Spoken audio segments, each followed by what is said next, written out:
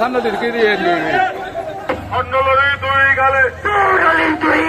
জুতা মারো তালে তালে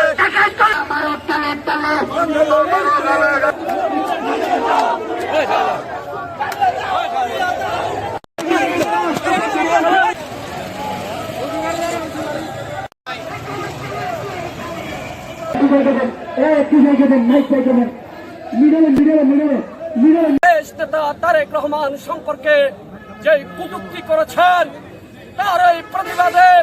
শহীদ জিয়ার ঘাঁটি, চন্দনেশের মাটি, খালেদা জিয়ার ঘাঁটি, চন্দনেশের মাটি, এই মাটি মানুষের নেতা কর্মীরা আজকে বিক্ষুব্ধ হয়ে তাকে অবাঞ্ছিত ঘোষণা করা হয়েছে।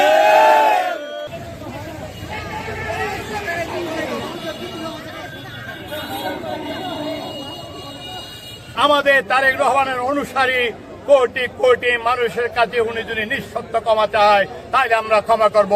অন্যথায় তাকে চন্দনে সে আর কোনে ঢুকতে দেব না।